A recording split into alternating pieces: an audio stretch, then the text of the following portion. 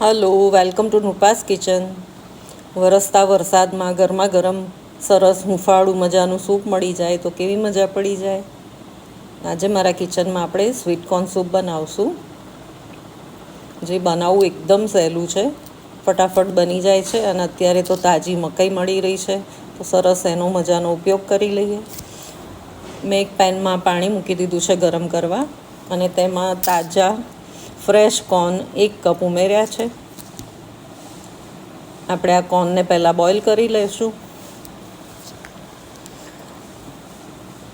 Corn સરસ boil થઈ જાય, બફાઈ જાય એટલે તેને આપણે 2 બાઉલમાં સરખે ભાગે ડિવાઈડ કરી લઈશું, સરખે ભાગે કાઢી લઈશું 2 બાઉલમાં.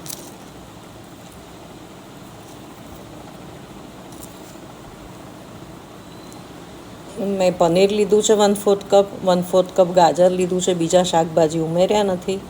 હવે આપણે 2 બાઉલમાંથી 1 બાઉલના કોર્નને, સ્વીટ કોર્નને મિક્સી જારમાં પીસી લઈશું. તેની સરસ પ્યોરી બનાવી લઈશું. જરૂર પડે તો પાણી ઉમેરી અને પ્યુરી બનાવી લઈશું.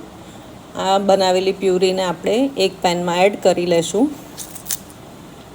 હવે ગેસને ધીમે તાપે ઓન કરી અને આ પ્યુરીને આપણે કૂક થવા દઈશું. તેમાં 2 કપ મેં ગરમ પાણી ઉમેર્યું છે. મિક્સી જારમાં પણ થોડું પાણી ઉમેરી અને બચેલી પ્યુરી આપણે એડ કરી દઈશું. ગરમ પાણી ઉમેરવાથી પ્રોસેસ થોડી ફાસ્ટ થઈ જાય છે, તો બને તો ગરમ પાણી જ ઉમેરજો. જો આપણું કોર્ન સૂપનો કલર કેટલો સરસ આવી ગયો છે. હવે આ બેઝ તૈયાર થઈ ગયો છે. આપણો સૂપનો બેઝ તૈયાર થઈ ગયો છે. તેમાં આપણે 1/4 કપ સમારેલા ગાજર ઉમેરી દઈશું, અને બીજા કપમાં જે કોર્ન આપણે રાખી હતી તે કોર્ન ઉમેરી દઈશું, સ્વીટ કોર્ન. ગાજર અને કોર્નના દાણા ઉમેર્યા પછી થોડું ઉકાળી લઈશું તેને. સૂપ સરસ મજાનું ઉકળી રહ્યું છે ત્યાં સુધી આપણે 1 કપમાં 1 ચમચી કોર્નફ્લોર એડ કરી અને પાણી ઉમેરીને તેની સ્લરી બનાવી લઈશું, અને તે આમાં એડ કરી દઈશું સૂપમાં. કોર્નફ્લોર ન ઉમેરવો હોય તો સ્કીપ કરી દેજો, કારણ કે આપણે કોર્ન વાટીને ઉમેરી છે તો બેઝ તો મળી જ ગયો છે, બોડી મળી ગઈ છે સૂપને, તો ચાલશે. નહીં ઉમેરો તો પણ મેં ઉમેર્યો છે માર્કેટ સ્ટાઇલ સૂપ બનાવવા માટે. આ કોર્નફ્લોરની સ્લરી ઉમેરવાથી સૂપ થોડો થીક થઈ જાય છે અને પીવાની મજા આવે છે. પણ તમને પતલો સૂપ જોઈતો હોય તો સ્કીપ કરી દેજો.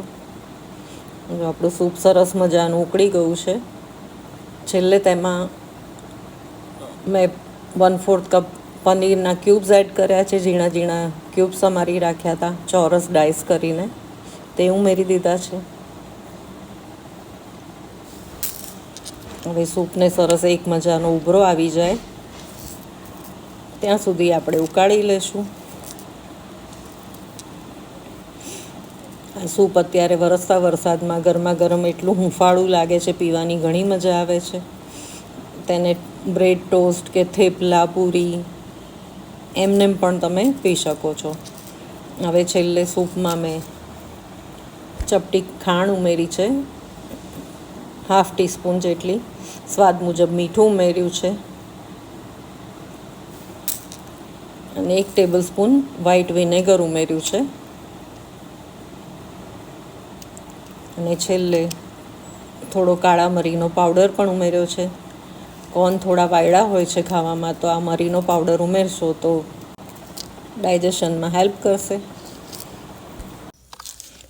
અને મરીનો સ્વાદ પણ ખૂબ સરસ આવે છે આ સૂપમાં. છે ને સિમ્પલ એકદમ રેસીપી.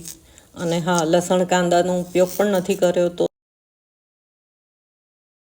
જે લોકો લસણ કાંદા ન ખાતા હોય એને માટે પણ આ સૂપ એકદમ બેસ્ટ રહેશે.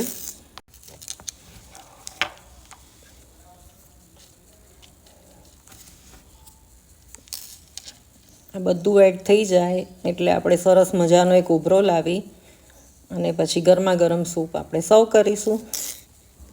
ચાલો ત્યારે ફરી મળીશું આવી જ અવનવી રેસિપી સાથે. મારી ચેનલ સબસ્ક્રાઈબ ન કરી હોય તો જલ્દીથી કરી દેજો અને બેલ આઇકન પ્રેસ કરી દેજો, જેથી આવી અવનવી રેસિપીઝ તમને નોટિફિકેશન મળતું રહે. આવજો. વરસાદમાં તમારું ધ્યાન રાખજો અને આવા સરસ હૂંફાળા સૂપ પીને વરસાદને એન્જોય કરો.